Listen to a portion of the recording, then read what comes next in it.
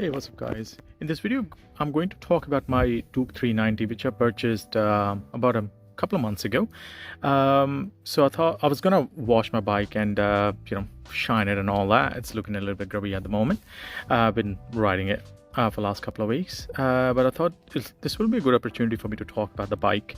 If you are in market of purchasing like a sub 400cc motorcycle, and if you are really considering Duke. So yeah, let's talk about that. Okay, first of all, let me give you a little tour of the motorcycle.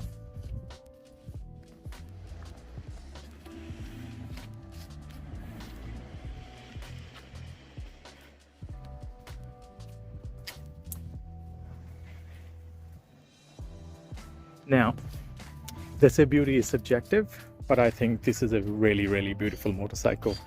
And honestly, the headlight, it is so amazing. I think it looks really good, and it's really bright as well. I have been riding mostly at night, and I haven't had any complaints about my headlights, whereas I've had Yamahas, Suzuki's like GS6Rs and all that in the past, and always had a gripe about the performance of the headlight. They were just like a candle, compared to this. This is amazing. And I think that whole exoskeleton look and this silver and orange combination, I think it looks pretty amazing. You may disagree with me, but I think it's pretty nice. And put on bark buster, handle protector, and apart from that, bike is pretty standard. And I've got the grip pads. It's getting a little windy outside. So you definitely need the grip pads to be able to maneuver the bike a little bit, especially if you're gonna polish your car and your bike. If you're gonna wax your bike and all that, it gets a little bit slippery, and it definitely helps having those grip pads. And I've also got a tank protector and another grip pad on the other side. So overall, yeah, the bike is amazing. The only gripe that I have is actually the comfort. So the seat is actually not the most comfortable. It is quite firm. So if you are just going to commute to work and back, let's say half an hour, 45-minute ride, it's not really going to bother you very much, so by the time your butt's going to start to get uncomfortable, you'll already be home. But if you're planning to go on longer rides on this motorcycle, you may struggle with that. So in that case, you may have to buy like one of those cushions to go on top of the seat to soften it up a little bit for you. And also because it's a single cylinder thumper, so when you're sitting at red lights on idle, so you do feel a lot of vibration coming through the handle into your arms, because again, it's just a massive cylinder going up and down. So it does send a fair bit of vibration in the motorcycle, but once you get moving, you don't really feel any different. It's quite comfortable. So those are the only two things that I didn't like about this motorcycle. Apart from that, it rides fantastic. It's plenty quick for your day-to-day commute. Of course, it's not going to compete with anything like 600 cc's, because they're just going to annihilate it. But like for everyday commute, it's faster than most of the cars on the road. So that's all you need. You need a bit of a confidence in your motorcycle that you can get away from a sticky situation on the road if you need to. And it's got that, sometimes, like if I normally ride fairly, conservatively, but every now and then I feel, a little bit naughty and I rev it up a bit. It wants to chuck a wheelie. So you have to be very careful. So it's got a lot of torque off the line. The other thing I wanted to talk about was the transmission of this motorcycle. So transmission, it's pretty nice, pretty smooth, but it's not very forgiving. It's got a 6-speed transmission, and 6th gear, it's almost like unusable on like normal city roads. So in Australia, we have most of the streets have 60 kilometers per hour speed limit, and I see bikes start to get starts to hesitate a little bit when I shift into the 6th gear. Generally 5 is pretty nice, but if I see an open road, then I shift into the 6th and just keep on cruising. But if I feel like I need acceleration, I definitely had to switch down to either 4th or 5th gear. So that's another thing, you need to keep in mind.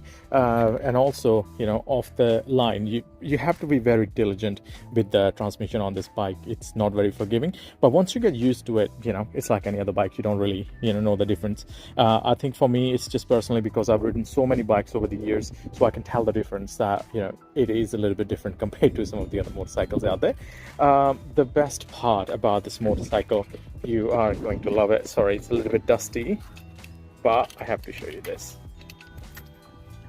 Look at that fantastic screen. And it's almost got like a night mode in it, which is automatic. So when you go into the dark areas, I don't know where the sensor is, maybe here. Let me see if I can trigger it. But yeah, in dark areas it would automatically go into the night mode. And yeah, it looks amazing. It connects with your phone and all that, so you can get your notifications coming through here. You can actually answer your calls using these multi-purpose buttons. The only thing it doesn't have is a navigation. Apparently that only comes in 390 Adventure or anything above that, those motorcycles. But 390 Duke 2021 does not have the navigation built in. Like, it's turn-by-turn navigation, so you don't see the actual map. You're actually supposed to see like arrows, or turn right on this street, turn left on this street, blah blah blah. But yeah, overall beautiful. Like, this is like completely sunny outside and you can actually see the screen really well. Not a bad screen at all. I really enjoy it. So yeah, so overall fantastic little bike. And on the riding position is quite nice, and the mono suspension there is also adjustable, so you can lower and raise the height of the motorcycle if you want to. If you're a short guy like me, you may struggle. You may have to go all the way down to the lowest setting, and I want to get a cushion for the seat, but I can't, because if I put a cushion on the seat, it's gonna raise my sitting position again, and it's gonna become a little uncomfortable to ride the motorcycle. So I have to see how I'm gonna go with that. I may or may not do it, but like, if you're a tall guy, you're gonna have no problem. Go with one of those little air cushions. Like, you can pump up air into them, and apparently they're supposed to be really, really comfortable. So yeah, I might be able to lower the bike a couple of more steps and see how that goes. And if you want to know how to lower the motorcycle, I've made another video. I'll leave the link in the description so you guys can check it out, how to lower the Duke 390. But yeah, overall this is a fantastic bike. So if you're in a market of something smaller, you've been through the whole super sport phase and now just want a nice bike to ride to work and back and not having to worry too much about it, I think this is a perfect bike. So I've been through the whole 600cc phase. I wanted to go for 1000cc, but I never felt the need to, because 600cc was plenty powerful enough, and I'm quite happy with this motorcycle at the moment. But knowing me, I will probably sell it in another year or so and go get something different. I just like changing cars and motorcycles. That's just my hobby. But yeah, so if you guys have any questions about the motorcycle, please ask me in the description and I'll try to get back to you as soon as possible. Oh, one thing, sorry, fuel economy. So fuel economy is decent on this motorcycle. So I get about 33 kilometers per liter if I'm not rubbing the crap out of the bike.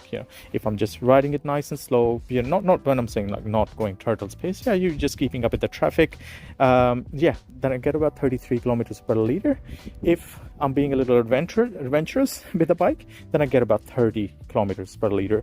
So that's not the best, but also not the worst, fuel economy. But overall, really, really fun bike. You'll really enjoy it. It feels like a full side support motorcycle, and you're gonna have fun with it. I think that's it from me, guys. If you have any questions, ask me, and until next time, see you guys.